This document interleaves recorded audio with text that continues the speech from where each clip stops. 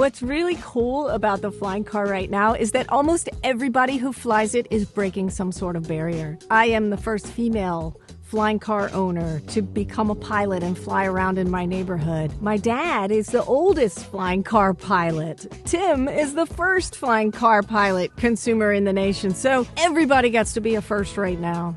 I was standing along the fence when they did one of their very first flights in public, and Marcus Lang was standing next to me, the inventor of the BlackFly, and I looked at him and I said, I'm going to be the first person in the country to go coast to coast in a flying car. And he turned to me and he said, hey, that's my dream.